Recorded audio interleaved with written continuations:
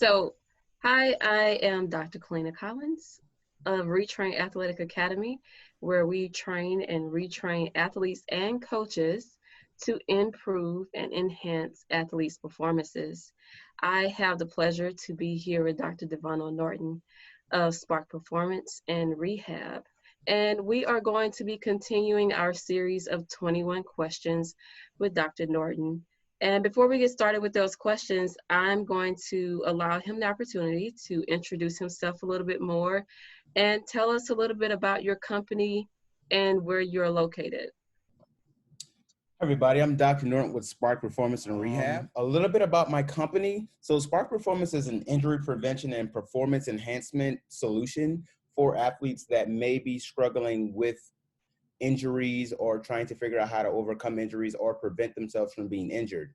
Also, Spark Performance specializes in rehabilitation patients that happen to be injured or become injured while playing a sport on the field, off the field. So that's a little bit about what I do at Spark Performance. I'm located in Kennesaw, Georgia. Okay, awesome. Thank you. So we're going to get right into those 21 questions. It's a lot of questions, but I think it's going to give our audience a better perspective about chiropractic, sports chiropractic, um, injuries and recovery, return to play, all of those great things. So my first question is going to be about chiropractic, right? So what is the difference between your regular chiropractor or chiropractic physician and a sports performance or sports chiropractic physician like yourself? So what would be the difference between the two? Well, that's a really tough question. It's not tough, but it's a loaded question, right? And so when we talk about traditional chiropractic medicine or traditional chiropractic, most chiropractors simply focus on the spine. And so they'll focus on necks, backs, and things of that nature, and possibly sacroiliac joint, which is the pelvis area of the hip. And so while they're focused on that, that does a really good job of clearing a lot of issues.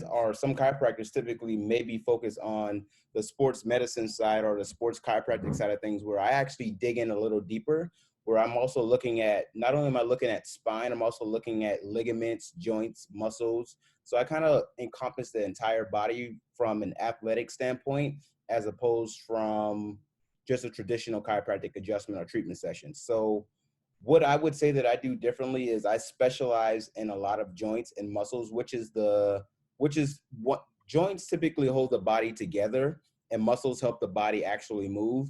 So, and the spine is typically the structure piece of all that. So I look at the structure, I look at the integrity of joints, and I also look at how the muscles move. So it's a little different than typical chiropractic treatment or adjustments. Okay. Okay. Awesome. That's a it's Um, it's a it's yeah, a go ahead. lot of stuff, you know. Sounds like it. Um, my second question is, why did you decide to specialize in the area of sports performance and rehab? It's a very untapped area. And being a former athlete myself and looking at the treatment that I received from the medical staffs in high school and college, they lacked, in my opinion, what would have been the gold standard of care. And so while traditionally it's easy for someone to say, hey, I want to be a sports medicine doctor, I want to look at this stuff, I realized that that area was very deficient. And so for myself, I found that it's a lot of room that we can improve on. And I want to share that wealth and knowledge with athletes that were like myself, that didn't, in my opinion, receive proper care, proper treatment, proper rehabilitation, or even be properly educated in different ways or methods to actually get their body better, rehabilitate their body, or keep their body at optimum shape or in optimum shape. Sure. So we're talking athletes, and you mainly work with athletes. So, what level or age group of athletes do you primarily work with? Typically, my athletic base or my athletes, they range from middle school, elementary school, because that treatment starts early and it goes from high school to college and professional level too. So I mean, it's, if you're in there, then you're able to be treated. Now, not to be excluded from the fact that if you aren't an athlete, then you can't be seen by me. I mean, I see people that are athletic based. So I mean, whether they're running marathons or weekend warriors, people along that side of the fence too, that's not quite an organized athlete anymore. But if you're out playing golf or tennis and you're inside groups and things like that, then I mean, those people aren't discounted too. I take a look at Of everybody. course. And so, since we're talking chiropractic, sports performance, athletes, what has been the biggest misconception about what you do? People just think I work on backs.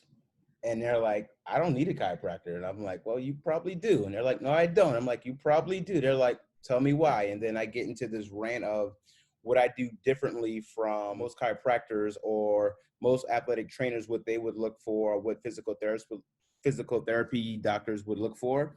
And I mesh it all together and I come up with a solution to a problem that people may be dealing with from 4, 5, 6, 7 years of stuff. They can't get an answer to their questions, and I sit, I talk to them, figure out what's going on. I give them a method of care on how to actually correct things, look at stuff, and a proper plan or treatment that we can put in place to work on their bodies or keep their bodies functioning great. Of course. And so, what I'm hearing is that you work with a lot of injured athletes. Mm-hmm. I know that you also provide maintenance care, so we're going to get into that a little bit later. But since you primarily work with a lot of injured athletes, can you explain what a parent or coach should do after an athlete has been injured? So, kind of what would be the next protocol? One is actually assessing an injury to figure out, is my kid or athlete, are they hurt? Seriously, right? And we've talked about this before, shades of purple. And shades of purple could be, this could be something simple as a sprained strain injury, which could be 4 to 6 weeks, depending on the severity of it. It could be a week or two, depending on who's working on it. Or it could be, this thing is surgical, which I could be out for the season. So, I mean, you got a big gap of the shades of gray and what an Sure. injury would look like. So as a parent or an athlete, if I'm faced with that tough question, then I'm going to find someone that's going to be able to give me some answers about what is going on with my body, especially if it's something that is consistently being injured, you know. So if my kid, or if I'm an athlete and I typically feel like I can't give my right leg or left leg proper pressure to actually cut or turn or move or something like that, then we're probably talking about, which would be, I'll call this a check engine light. So the check engine light comes on in your car typically, and that doesn't necessarily say that your engine is about to blow, but your car is letting your car is letting you know that I should probably do something with my engine because I may have a little issue that may be, that's going to probably get ready to turn into a big issue. And so if I'm an athlete or a parent, then I got to be able to identify what's going on with my kid or what's going on with myself and find a proper person to actually assess this situation or assess whatever issues that you may be having. So, did I answer your question? Oh, absolutely. Yeah. So, of course, I feel like any coach or athlete is concerned with um, their return to play, right? Mhm. So, I guess my next question would be after the athlete is injured and it is or has been made aware that there is an actual injury, Right. when does your services come into play? So, for example, if an athlete suffered, I don't know, a fracture in, I don't know, arm, leg, any limb, right? Does that athlete immediately come to see you? Uh, yes and no. It's a so injuries. One thing about injuries is that they aren't created equal, right? So If some person comes into my office and I suspect that they have a fracture, then I may do proper protocol to rule in or rule out a fracture. Once I can rule out a fracture and I figure out that we're dealing with something that may be less severe than a fracture, then rolling into my office would not be a bad thing, because one, we're going to have to start a rehabilitation process. And so for everyone, that rehabilitation process can look totally different. You know, some people can rehab from an injury that may take 6 to 8 weeks, and probably 2 to 4 weeks, depending on the severity of it, depending on their body type, depending on what else do they have going on, you know? So the thing about injuries that I typically see is people think that injuries are cookie cutter. They think, hey, I'm injured. I went to Google. Dr. YouTube told me this thing takes 4 weeks. I need to be up and going in 2.5 weeks. So they already put these unreasonable expectations on themselves to get back to actually playing on a field or getting back to where they need to be at. And it's not real stuff, because one, what injuries don't take into consideration is the process or the time it take to actually become I can't play. That does that make sense? Yes. So if you're running on a bad limb for 2.5 weeks, it was probably months and months or years worth of stuff that already led up to you already limping and still trying to power through it. So Yeah. one, while we have a direct injury at a localized area, globally, we may be having so much other stuff going on that we still have to correct those things too before we actually address the actual injury or the thing that you may have injured. Got it. Got it. So Okay. I think injuries, and that word injuries is it's a big loaded word. People are afraid of it. They don't want to talk about it. Like, no athlete wants to hear I'm injured. Of It's just course. what it is. But they also, once they get injured, they also want to get out of injury status or state. And so I know I'm a little off here, but that's where I come in at and say that my company is injury prevention. So Got it. before the crap hits the fans, we need to probably be doing other things to make sure that the stuff doesn't hit the fan. Now, if it Sure. does, we already know that we got a solid base of information and we got a solid base of what's going on with my body before we get to that point. So then we can be a little more realistic about a typical injury here. So Dr. YouTube or Dr. Google said this thing takes 4 to 6 weeks. Can I get back in 2? Well, if we've been doing an injury prevention thing, we could probably get you back there in 1.5, you Sure. know? So that's the added benefits of being on the injury prevention side of things, because you already know what your body is doing. You're already aware of it if you have someone that's going to be able to check your body in that manner or that fashion. Sure. All right. So we were talking about return to play Uh-huh. and how important that is for both the athlete and the coaches, as well as the parents. And Right. so, can you give me a few examples of recovery timing for specific injuries? So, what does that look like? That's a good question. That's a great question. I'm sitting like this for a reason. Trust me. Keep this rolling here, guys. The correct answer is none. Does that Okay, make sense? sure. None meaning everyone is not like the textbook. Nobody is textbook. Okay, You know, so while your brother or sister may take 3.5 weeks to recover from something, it might take you 2.5 weeks to recover from it, you know? So depending on what you have going on, you know, how severe it is, what other underlying conditions that you may have is always going to change that timetable for us.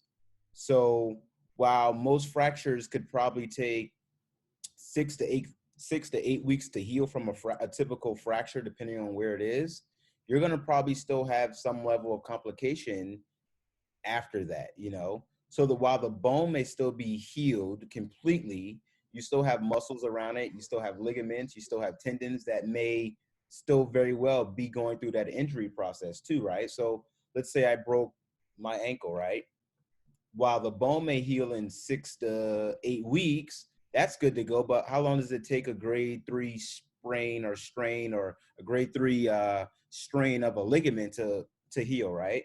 So that might be 10 to 12 weeks, depending on the severity of this thing, or it might be a season ending one, you know? So while we may have something that could look like 6 to 8 weeks, it could be 10 to 12. It could be, I actually ripped through the freaking tendon here, so now I'm done. While the bones heal, I still rip through the tendon, and Mm-hmm. it's not, we're not good. So we're looking at season ending stuff. Now, I've seen people get out and play with broken body parts.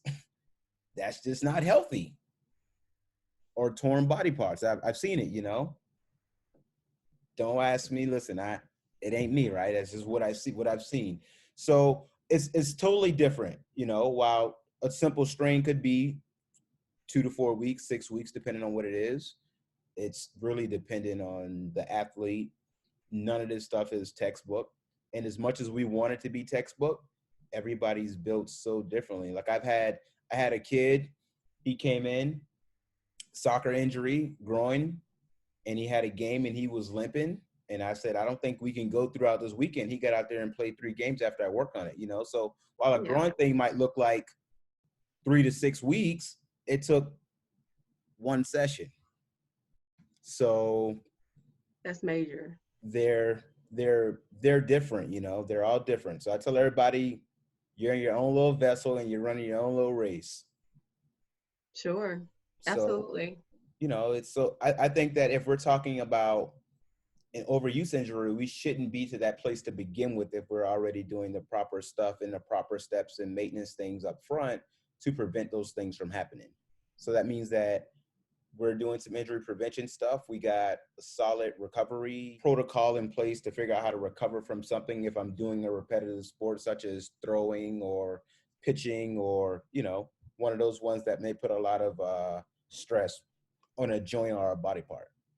So if we got a proper injury prevention protocol in place, or we got proper recovery stuff after we do practice for a day or so, or we got a proper, you know, recovery from a game or anything like that, Mm-hmm. practice things of that nature, then we'll be maintaining our body and we'll be keeping it up to a level to where whatever the textbook stuff say on some of these numbers won't actually be the true numbers that they are.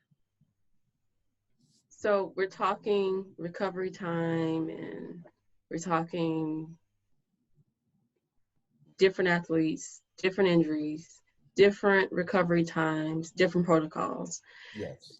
And so my next question would be, what does a typical office visit look like for an injured athlete? Well, let's say, all right, I'll put a story together. Okay. Let's call this guy Tony, because I like the name Tony apparently when I'm making up names of people, right? I don't know Tony. Tony heard about me. Tony says, "Hey, Dr. Norton, I heard about you through Mike, and Mike said you do good stuff. And we have a game on Friday. This is Tuesday, so we got 4 days to get to that point. Tony, you're probably not going to play in this game. I'm going to just let you know that up front, because the expectations may be too great of me to do something that I can't do. But let's say that my injury is tennis elbow. I care about Tony's tennis elbow, but I don't care about Tony's tennis elbow. That sounds horrible.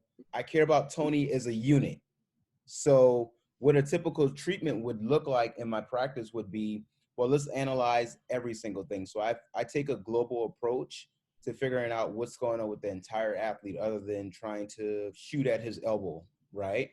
And so typically what I'll find is he may have movement deficiencies through his shoulder. He may have muscles that aren't actually doing the correct job in his hip. He may have ankles that aren't stable, or feet that aren't stable or even to begin with. He may have joints that are just not aligned at all.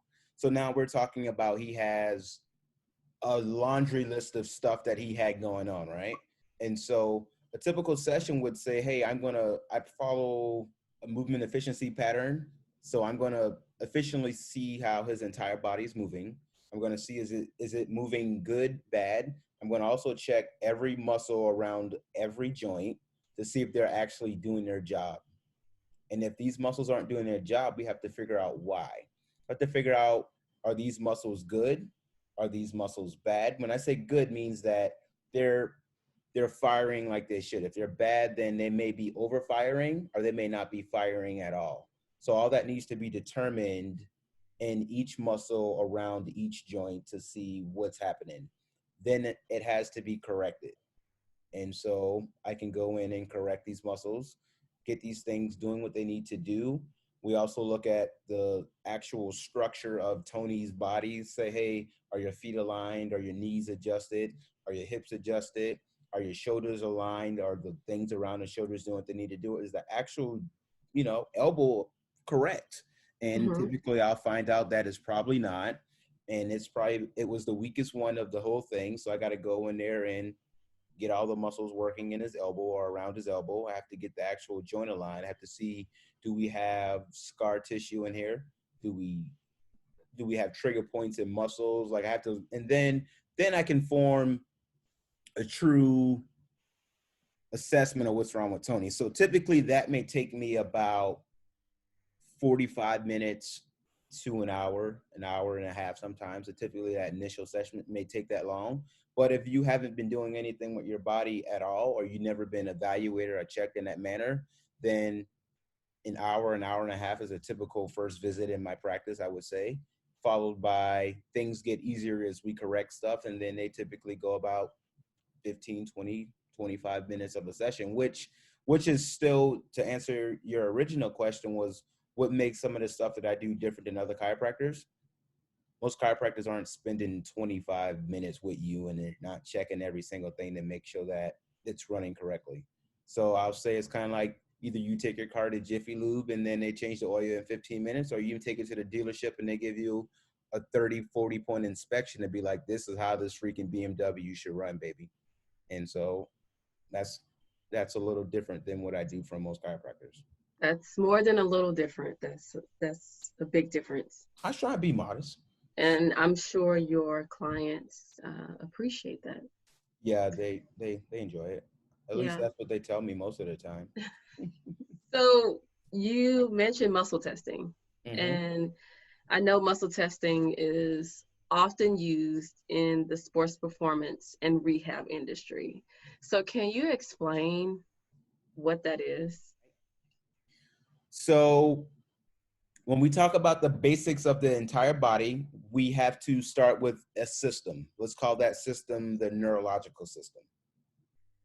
The neurological system comprises of the central nervous system, peripheral nervous system, and so the central nervous system pretty much controls the brain, spinal cord, all this other fun stuff. Peripheral nervous system controls all the limbs and things out there. When we go down, the brain should tell every single thing in the body what to do. Now, let's say we got voluntary muscles and involuntary muscles. Involuntary muscles are the ones that we don't have to tell what to do, such as heart, stomach, liver, kidneys, all those things just kind of do their own little thing. Then we get involuntary muscles, which is the musculoskeletal stuff that typically we move. So while the brain says do this, arm does this, it moves, but we still contracted groups of muscles. So those muscles are typically called involuntary muscles to kind of make this, to speed this whole what a muscle test is, right? Okay. So while the signal was sent from the brain down to the nervous system to an actual muscle to do a simple muscle task, whether that is flex or extend or move the hand up or down, in that actual position, those muscles should be like little highly disciplined soldiers. And those muscles should do what you tell them to do because they're highly disciplined. So you say, soldiers at hut, attention, and then they should do their job immediately because that's what you're asking them to do. And so when you go in and you test the actual muscle or a group of muscles, the soldiers are just kind of like sprawled all over the place and they're just like, whatever. They can't do that simple task as in stand straight or be at attention. So to get back to this whole what a muscle test is making sure those muscles are actually doing their job and making sure that they're firing. So different positions of the body And when you put the body in different positions, then you're able to fire off certain muscle groups or individual muscles to see if that muscle is doing its job. Now, that task still happens back from the brain. And so once the brain can tell the thing to do its job, we know if it's working or not. If he's not working, then we have a bigger issue. We have to figure out why he's not doing his job. Is he lazy? Is he dead? Like, does he just not care? Like, we have to figure out what's going on. Like, is he doing his job, but he's doing too much, so he's taking on the work of somebody else? We have to figure out why these guys aren't doing their job. So that muscle test allows me, or allows practitioners that actually muscle test, to figure out which muscles are working, which ones aren't working, and why they aren't working. Now, the fun part is, once you figure out why it's not working, what the heck do? You just got to find somebody that knows how to fix these guys or figure out what's going on with them. And that's where I come in at. So I check the muscles, and some of my muscle tests aren't pure muscle tests. They're actual joint tests that tells me if the joint is actually doing what it needs to do. So Okay. I combine muscle tests with joint testing. I figure out what is going on with the muscles or the joints. And if the joints aren't doing what they need to do, then I have to figure out why. And then I have to say, where is this joint at in space? And then I have to correct the joint. So some of these joints go left, right, up, down, front, back, a combination of both of them. I'm able to analyze where these joints are in place, and I can put them back in place. Okay. Wow. That's a lot. That's a lot of stuff.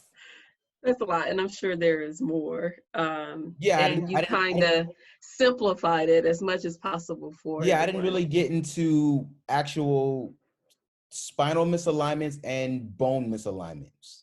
So Okay. while joints could still be in one place, or you can put this joint in place, this bone comes from here to there. So we have to check and see if this guy is where he needs to be too. Along with this guy, are they articulating correctly? So, Without the use of an X-ray. right. Okay. And so while I look at joint alignments and muscle firing patterns, I also look at bone alignments too. So one of the fun things that is easy to kind of talk about is the alignment of a tibia or a shin bone. Most people don't think that thing moves, right? It moves a ton, and it should move a ton. But if it's not moving like it needs to move, we have to figure out why. And so I have a tibia or a shin adjustment that I can do. I have to figure out if it's moving in or out. And I found often that a part of it could be moving inward or outward, and the bottom part could be doing something else. And so you have to be able to, Interesting. yeah. So it's a lot of moving parts, literally. And if things aren't moving, then we have big issues. Hence why my shirt probably says got movement on it.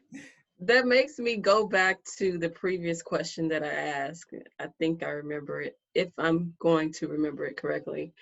You were talking about Tony, right? You made up this person, right? Tony, uh-huh. Tony. And you said that Tony had an elbow injury, tennis elbow, correct? Mm-hmm. And you were talking about how you would check the ankle and you would check the knees and the hips and everything. Um, what's the purpose of checking all of those if it's an elbow injury? Are you telling us that Tony can have issues going on with his ankle that's causing him to have, or that may have caused him to have had an elbow injury? Are you getting what I'm saying? So you're It is. telling me that It this is. elbow injury came from something going on with his ankle or his knee or his Well, hips? not necessarily, but I will tell you yes. Now, I said not necessarily because Tony could just literally have a localized elbow injury, right? And that's fine and that's all right. However, we have to figure out that our body is pretty dynamic, right? This thing moves as a machine. It's let's let's look. You have to look at it in that manner, right? So while let's say Tony's a pitcher, I didn't really give him a sport, but now he pitches for the Alabama Blue Hawks. I don't even know. I just made that up too. So we have to look at the ankles, we have to look at the knees, we have to look at the hips, we have to look at the entire body as a unit. And so I think that most coaches and most trainers and most doctors, they miss this thing 100%. They don't know how to analyze the entire body in a fashion from a global standpoint or a global treatment thing to identify every issue that someone may or may not be having, right? And so when I talk about dynamic of the body being dynamic, we follow our body follows a kinetic chain, right? So typically people typically don't walk like Frankenstein, where the right side of their body moves and then the left side of their body moves and then the right side and the left side. Typically, this arm may be swinging with my right arm may be swinging, follow with my left leg and then my left arm and then my right arm. My, right? Makes sense? Or so Yeah, sure. opposite arm and opposite leg typically go together. So now let's say Tony's pitching. Tony grabs the ball and he's throwing. He's going to have to get his quad muscles on his left leg to actually do a task or decelerate. His hamstring muscles are going to accentuate, are going to get longer. So while that may be having to do a lot of the work, because most pitchers, their issues that come from upper body typically are lower body stuff. And so for each athlete, they present differently with what they have going on or what they may not have going on, right?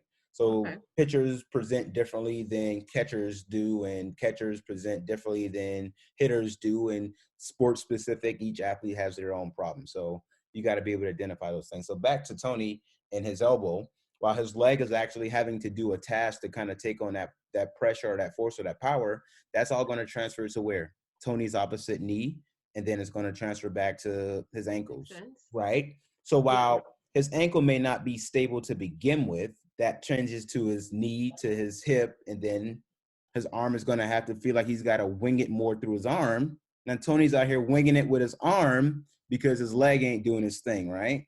So while Okay. these leg muscles typically are a little stronger than the arm muscles, this might be the first guy to go because he's just not big enough and doesn't have as much help from the stuff that's on the lower part of his body.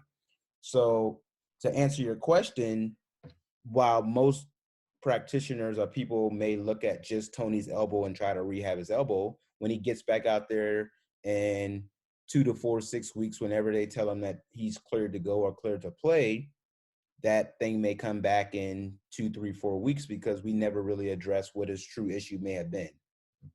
Got it. Wow. So I think I have a better understanding of that. I think the audience will have a better understanding of yeah, that as well. Um, my next question, believe it or not, we're just kind of at a midway point. I know we can talk forever. uh-huh.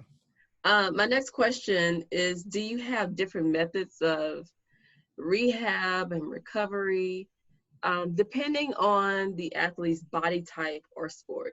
So you were talking about Tony, and then you're saying that he's a baseball player, right? He's a pitcher. Mm-hmm. But do you have different protocols or methods that you use based on the athlete's body type or their sport?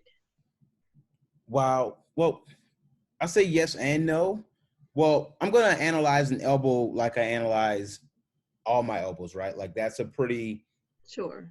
that's a pretty standard thing and stuff that I may look for around an elbow. Now, if he comes in with other stuff, I may need to check other things too, right? But if we're following that global approach, and when I talk about treatment, then you're going to be able to analyze every single thing, right? So based on body types, like, I mean, that really comes down to the practitioner and how are they going to actually be able to identify some of the things that are actually correct them. So, I mean, bigger guys that come in that are 6'2", 6'3", 6'4", I may have to use some different techniques in how I actually fix it, not opposed to analyzing it, right? So, I mean, if people don't really know, I'm like 5'7", 150 pounds. So I'm not a huge guy, and I see people that are way bigger than me, and I have to figure out how to get these things to actually move back in place or manipulate a muscle in a certain fashion or a joint in a certain fashion. So that really comes down to having a knowledge-based practitioner that knows how to deal with different body types, different styles, Hmm. athletes. Funny thing is, I was trying to be a hero one day, and I wanted to see the biggest person that I could probably adjust. And so I had this kid, he came in and he was like 20-year-old ex-football player.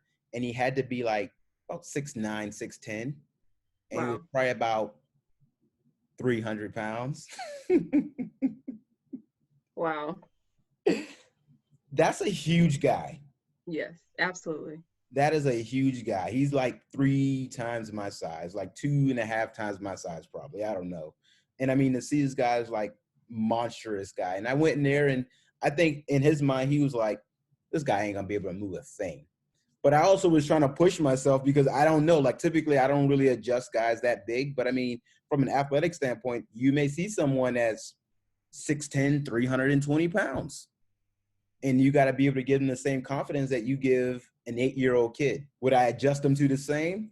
Not at all. But I went in there and I adjusted this big guy. I felt good about myself. I was like, all right, so at least I know where my limit could be. I could, Of course. yeah, I know where my limit could be. You had both ends of the spectrum. Really tall guy and also 300 plus pounds. So that was quite the challenge for you, I'm sure. It was, but I think it's probably a bigger challenge to adjust an 8-year-old because Wow. he's 8. Yeah. But it's because he's 8 and he doesn't understand his body that's somebody that's 20.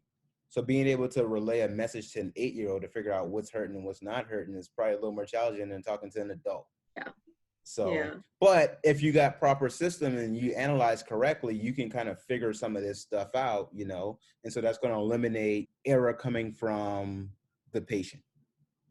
Wow. We've been talking a lot about injuries and recovery. I think it's very important that we talk about what happens after rehab and recovery side of it. So, do you have any recommendations for injury or re-injury prevention? So, of course, we know that athletes, they recover from injuries, but then some athletes return to play and then they re-injure the same area or they have a different injury. So, do you have any recommendations for how to prevent this from happening? One, it's understanding that most athletes typically are doing the same motion if they're specializing in an individual sport, right? So you're going to automatically be more susceptible to an overuse injury or trying to figure out how to recover from an overuse injury because you're doing the same motion and repetitive things over and over and over again. That puts us into the state of, is this thing an acute injury or is it chronic? Chronically, is my ankle already, is it always hurting? Is it always doing this stuff? I know week 6 in the season, his hips always starts to bug me because that's the toughest part about schedule. We have to figure out why. To figure out why am I chronically being injured or is this thing always coming back? And that brings me back to my next approach of having someone that's able to identify your body in a global state and be able to work on it in a global state too. So while I think it's very, very important that if you hit your hip on something and you think it's fractured, we should probably see a hip specialist for that. Now, this hip specialist is going to do a few things. He's going to rule out if it's fractured or not, and then he's probably going to send you to see a PT. And so if it's me, I would want my PT to be able to identify every single thing that may be around that hip, but also stuff that may be going on with my knee or my lower back or my ankles too, because that may be stuff that may be causing us to chronically injure this hip because it's just the weakest piece in the freaking cogwheel, right? Mm-hmm. So to prevent myself or to stop myself from having these reoccurring injuries of the same body part, I'm trying to identify a sports performance chiropractor like myself, one that's going to take a global assessment or a global approach of adjusting the body or working on the body, such as muscles, ligaments, tendons that may be around it, actual spinal misalignments or joint misalignments too, and make sure that these muscles are firing or not firing, that they're doing their job, because that alone is going to take care about 75 to 80% of my issues or 80% of your issues that you may be having. So it may be stuff that people play through that they don't even talk about.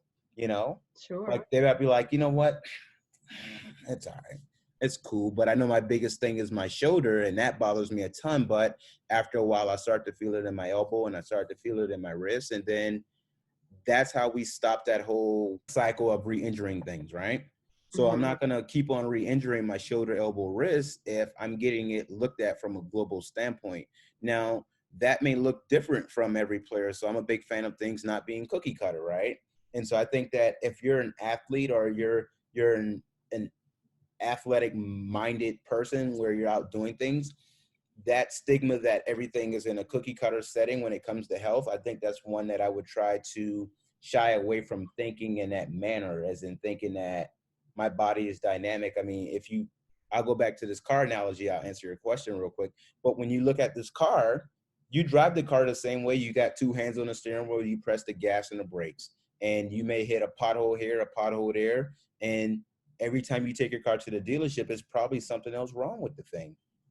And that's because that machine is moving in a fashion that you're going to have different things that's not going to work like it needs to, but you still put two hands on a steering wheel and you drive it like this. And Hmm. that's how our body goes. It moves kind of Hmm. in that same fashion, that same manner. So if I'm chronically getting injured, I got to figure out why. We got to make sure that we got the whole machine running correctly. We got to make sure that we got somebody that's able to identify things that may be going on with the machine. When I say machine, I just mean the human body or your body. Make sure that that machine is actually at tip top shape and that it's running, efficiently and effectively. So I wouldn't call myself a unicorn. That's a handful of people out there that do the things that I do, but you got to surround yourself with a team of individuals that are going to be able to identify that stuff, whether it's and we talked about this, whether it's myself, whether it's other medical practitioners or doctors that you feel that's going to give you solid answers and solutions to your problems or issues that you may be having.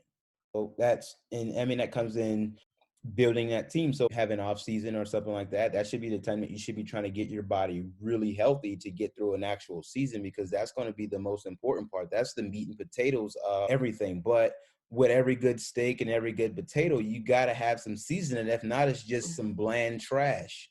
So the seasoning is the team of things that is going to make that meal or make that thing work great. So whether Sure. that's a yoga instructor, a solid nutritionist, a strength and conditioning coach, a sports chiropractor, sports PT, an acupuncturist, solid orthopedic surgeons that you can trust is going to give you good answers. Like, I mean, that team can be this big or this little, but you have to put that sauce together that's going to be able to protect your body and make sure that your body can withstand the forces that it may have to take on in a season, even so in that nature.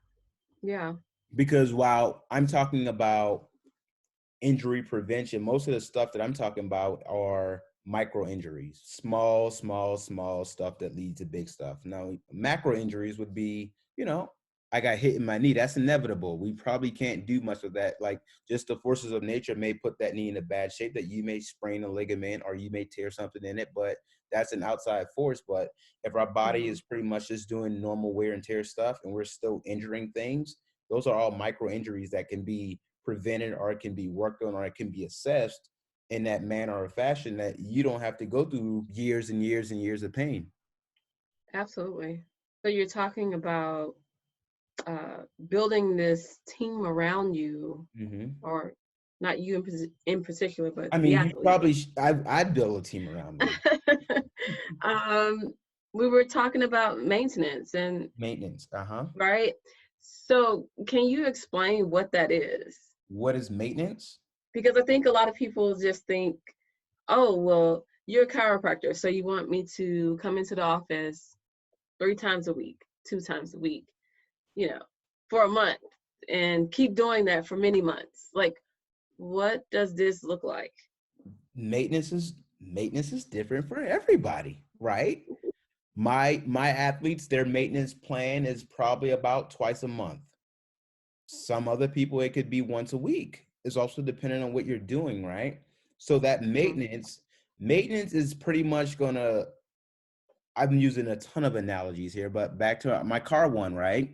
So if I drive my car like a bat out of hell, I might blow the engine or transmission in this thing. I might bust the front end of it up, you know? But if I do drive it like a crazy man or a crazy lady, I want to make sure I take it to the dealership at some point in time to make sure that the engine is consistently running like it should, or even make sure that it's getting worked on, or is getting evaluated by a professional that's going to say, hey, levels are low here. This is not good here. We got to change the oil here. We got to change the tire here. We got to change the air filter here. We got to do some stuff on the electrical system here, because they get these small indicators for their body or for the car that tells you, you don't do these stuff, you're going to have to, take an Uber up the street unless you're able to afford another car. And so when we talk about maintenance, we have to think about body in that fashion of a vehicle. And this is about to be some really good stuff right here, folks. When we talk about our body being a vehicle, let's look at a car and look at our actual body, right? Let's say, Colleen, I got a question for you. How often do you think you drive your car a day, like far as hours? Oh, wow. Right now, because of the pandemic, 0. But on a typical day, I would say about 4 to 5 hours. 4 to 5 hours a day. All right. So that means about 20 hours out the day, your car is not moving at all. Yeah. Right. So you only drive it about, let's say 4 hours. I like 4. That makes my numbers easier here. So you drive your car 4 hours a day. It's not moving for 20 hours, but every 2-3 months, you take it to the dealership to do what? Get service, right? Sure. Plus or minus, right? Yeah. That's a typical maintenance. So for every 2 to 3 months of driving your car 4 hours a day, every day out the week, that's a decent amount of time. Now, if we look at our body in that same fashion, how often are you using your body per day? Oh, wow. Um, Myself, and this may sound bad, right now because of the pandemic, not as much, right? Not as much as I would usually use my body, if you want to say that. Right. But I am up and going and functioning on your average day. I would say about 18 hours. So I got an answer for you. That's not true. The answer is 24 hours. One, the body never stops working, right? Okay, sure. So, Absolutely. so while you're sleeping, it's still working. It's trying to recover and heal. Now, when you look at it from an athletic standpoint, most athletes don't understand that. They'll give me a number, kind of like What 18 I did. hours, because they Yeah. only assert using my body as in, am I working out? Am I training? Physically doing something. Doing like hard physical? Am I increasing my heart rate? They don't think Okay. about the time that they're sitting on the couch, watching TV, eating ice cream. They don't think about when they're sleeping or in the shower, because they count that as zero time. I feel like I was tricked into that question. Ha. Most people, well, that's good. Most people don't, no, most people don't think about their body in that fashion. And guess what? This thing's been running 24 hours a day since you were born. That's a lot of work. That's a lot of work. That's another machine that runs 24 hours a day. And if you're an athlete, or you're blessed to be an athlete, you're able to take that body, or you're able to take your machine and go balls to the wall at practice for 2, 3, 4 hours, play a couple games every single day. So while it's still working 24 hours, you find some areas where you're maxing that thing out into the red zone. And then you expect it to recover and get back down to the green zone. It don't really work like that. So when we talk about maintenance of your car that you take to the dealership, that you only drive 4 hours a day, which is a hard number, right? Hmm. You make sure that that thing is getting worked on and maintained by some auto mechanic professional that's going to make sure that your wheels can get 100,000, 200, 300,000 out of it.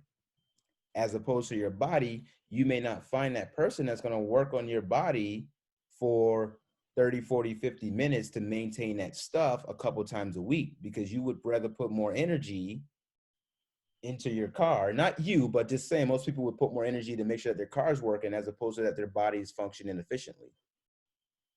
So that you can operate the car. So that you can operate the car, or you can use that machine for 24 hours. Or when we get to those red zones of going balls to wall in practices and games like that, we aren't at red. And we start to get to that red zone from practices and things, because typically most people get hurt in practices or games because that's when they're functioning their body at the hardest intake, right? And so Absolutely. sometimes the wheels will fall off, and that's when we get to an injury state. And we got to retrain. See what I did there? Got to retrain that body all the way over to kind of work in that fashion so we can kind of keep it running for longevity. Okay. Wow. And so I guess I asked you a loaded question. most people, or most athletes, and they're suffering from overuse injuries or chronic injuries over a sustained period of time in a career. I'm willing to bet almost anything that they aren't getting their body assessed in that manner or fashion, or they may not have the right people that are actually checking their bodies out. Mm-hmm. Wow. Wow. I feel like we can just end it right there, right? Yikes. So when you ask me about maintenance, it should happen often. And I think that it should be a lifestyle, because while you may stop that sport at a certain point in time, you're going to still have your body that's still going to have to run and function efficiently like a normal human being. And so while you may not be out there shooting jumpers with LeBron James or doing these other things, but you may want to go on the court and play basketball or with your kids at some point in time, or play tennis with friends and family. So your body's still going to be functioning at that level. It's still going to have to maintain that life. You're going to still have to maintain your body to be able to do those things too. Wow. Okay. Awesome. So Maintenance is a lifestyle. this, I see that. And so I I definitely need to ask this question. Um, so of course we know chiropractic care, physical therapy, all of these things are usually covered by insurance. Mm-hmm. Um, what can be done for those who can't afford this maintenance care? So if the insurance company is not going to cover that, or let's say the you or any physician does not accept insurance, Mm-hmm. and so now the clients are paying out of pocket. And so what can be done for those on your end? What can be done for those who cannot afford it? One, I don't try to count people's pockets and say can they afford it or can they not afford it. Um, One thing that I did do with my company is I try to make it affordable for my athletes and patients to be able to see me. So while a typical session may cost X amount of dollars, is not as expensive as you would think it would be, and it still runs in a range of what someone's copay may be. So Okay. it's relatively affordable. And once we get through the initial stage of identifying what our issues or our problems are, like you would pay your cell phone bill, or you would find a couple extra dollars to, you know, go out to get a nice meal or something like that, we to make some lifestyle changes to try to be able to afford that thing, because it's, in my opinion, that maintenance side of it is important, you know? So if you Mhm. care about making sure that machine that can run at a high level, or make sure that it can do what it needs to do consistently over a period of time, then we might have to just shift some of our focus around, and being that making sure that it's something that is affordable. I mean, I don't think that it should be something that's free, but I mean, if you're dealing with hardship, and I understand that, then I'm willing to work with people with hardship. But if you're driving a BMW up to my practice every day and you're saying I can't afford it, then clearly we got to disconnect somewhere. And so that means So, that sure. one, you may not care about your body as much as you're telling me, and I feel like I might just be getting ran around a loop, and I ain't trying to get ran around a loop.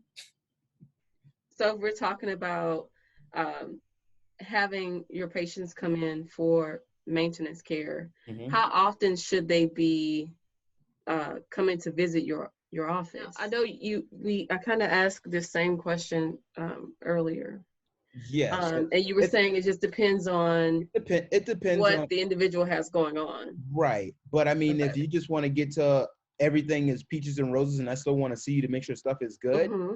then I try to push my patients out as far as I can get them. And so that doesn't help me financially. It helps the patient because one, it shows them two things.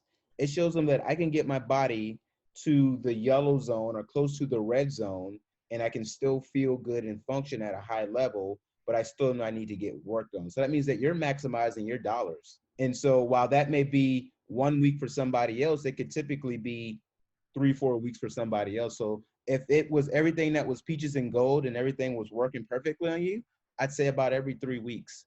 Every 3 weeks, once a month is probably a good maintenance thing on the light side. Some people may need 2 times a month, which I think is very ideal, and that's Mm-hmm. probably a little more realistic into what someone should be doing from a maintenance side of things, like maybe twice a month.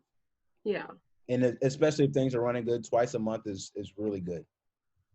So if they're coming to see you every 3 weeks, once a month, or Hmm. twice a month, that type of thing, do you have uh, specific things that they can do at home, like a protocol at home that is in conjunction with what you do in your office? Yes. So Okay. I use a couple programs that allow me to actually send my patients stretches or routines or things that they should be doing, whether that's isometrically stretching or is it dynamic stretching. They're able to correspond with me through these apps, and I'm able to see what they have going on. How can we work on things? How can we fix things? If it turns out to be red for me, I'll get a notification. We'll identify it. We'll figure out, well, what happened in practice that caused something to go red? Is that something Okay. that we need to jump on quickly?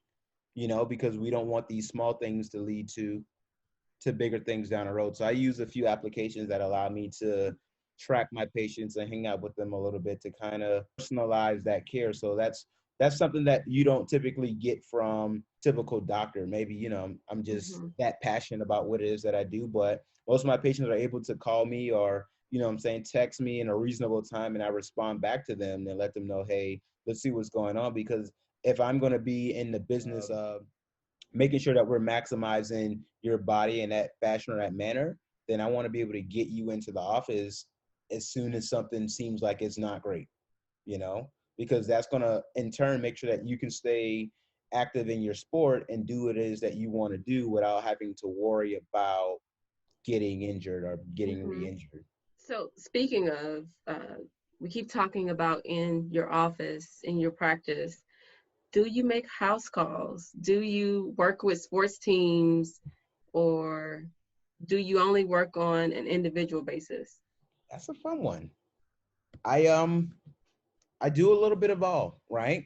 So I do work with some sports organizations where I actually go to the organization and I'll see a host of my athletes that are under my care, and I'll treat them at the organization or wherever they are. I'll meet them if it's feasible for us to make that thing happen in our schedule, right? And so that's the same thing with teams too. So if I have a team of athletes that I'm working on, then it's easier for me to get to a handful of my athletes and I'm all trying to travel to me, then I do I do that also. House calls, I haven't done a lot of house calls. It's not something that I'm against, but it's not something that I've actually do at this point in time because like I said, my schedule's relatively wide open. So I mean, you could probably make it to my office and see Mm-hmm. me. So Okay. Um, well, that leads me to my next question. Speaking of making it to your office, you're working with a lot of athletes, and from what I think I know, most of your athletes are usually school age athletes. So we're uh, talking grade school, right? K through 12. K through 12, Um, college ones, yeah. So yeah. the college ones they're a little, if they're not locally in a college in the area, I don't see Hmm. them as much. Got it. And Okay. so let you answer your question. But go Well, I ahead. was just going to ask you, well, speaking of getting to your office, how much should or would parents be involved with their athletes' rehab or recovery or maintenance? Well, I think that that's a very important part. We see helicopter parents and they want to be involved, and that's not a bad thing at all. Like, those are great people. Now, if you got a kid and they're constantly telling you, hey, I don't feel good, we need to figure out why. Like, if they say, hey, I got an issue, we got to figure out why. But also, parents see things that kids don't typically see. Mm-hmm. So while you ask your kid, is my leg hurt? And they say no, but you see them limping, we should probably do something about that, especially if it's consistently happening. So I think parents play a critical role in making sure that their kid or their athlete actually stay on the field. And a part of it is not trying to over push a kid or make them overdo themselves because we want them to be the best that they can be. That all happens, right? But at the same time, it happens at a rate of, are they healthy? Can they really go? And being able to identify, is my kid giving me fluff or whatever it is? So you have to be able to identify that stuff too. So I think that once parents see what I do in the office or at practice or wherever I meet them at, once the parents see what I do, then they see what their kid is doing. They're able Mm-hmm. to put the two together to help them understand what's going on, right? And so that then makes the parent more aware of how their kid should actually work, because I show them every single thing under the sun. Like, listen, this stuff isn't good, so you can see bad. It's not hit or miss. It's black and white. You can I'll show you bad. You'll see it. It'll happen. So parents are able to see bad, kids are able to see bad. They then in turn translate that message to trainers and coaches that my kid can't go, and I'm taking my kid to see Dr. Norton because Dr. Norton is going to make sure that kid gets back on the field as fast as possible. And one coach, that's going to it's going to make it easier on you and your trainer to know that they're up and running, that they can actually go. So it comes as a benefit for parents to see what I'm doing. It comes as a benefit for coaches to know that this athlete or this group of athletes are under the care of Spark Performance, and that Mm-hmm. he's pretty much going to keep it 100%. If they can go, he'll say yes. If they can't go, it's probably no. Now, in my regards of a lot of this stuff, is not really even about me. It's about if they want to go. And so if you don't listen to me and you still do whatever you want to do, then that's just going to put somebody at risk to get hurt. And typically the athletes are going to be the ones that don't benefit from it at all, which they're going to probably end in their injury of some sort, whether it's micro Right. or macro or a 2 week or 12-monther. I don't know, Unfortunately, yes. unfortunately. So Um, so almost done with our 21 questions. We may have already gotten to 21 because I've been asking you follow-up questions to other questions. So can you please let us know how you can be reached? easily able to be found around town. So if you guys have a computer in front of you and you want to go check out my website, I'm located at www.sparkperformancega.com. I'm able to be found on Instagram is at Spark Pro and Rehab. And that's pretty much the easiest ways to contact me. Email address is sparkproandrehab@gmail.com. Oh, wow. Okay.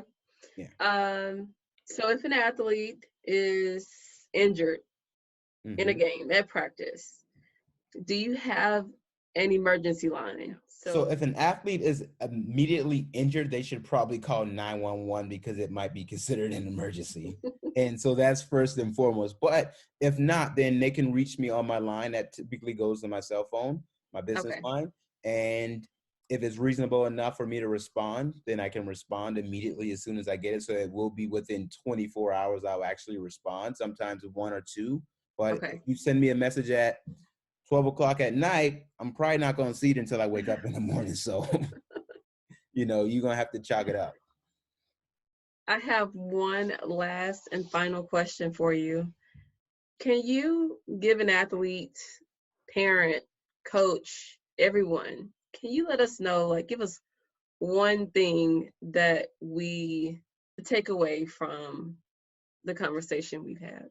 So if I'm a parent, coach, or athlete, I think the biggest thing that I would take away from our conversation is understanding how does your kid move, perform, and recover. And you can only do one of those things to get to the other two. So you have to figure out how they move. You have to figure out, is my kid moving correctly? Do they have things on their body that doesn't seem like it should be working correctly? And identify a practitioner that's going to be able to figure out, is my kid moving correctly? Because if they aren't moving correctly, then guess what? They aren't going to perform correctly and they aren't going to recover correctly. So I offer that service to figure out. I do movement efficiency exams. That gives me a lot of information, but not every information that I need. And we work on this stuff. We fix it. Like, we put a plan together to make sure that you can get from 8th grade to college, professional, or you can get from 8th grade to 12th grade and injuries not be one of the things that have you or your kid or your athletes on the sideline because they chronically are hurt, injured, or unhealthy. So I tell people that my approach is a little different. And I say it's different because people don't talk about the stuff that I talk about.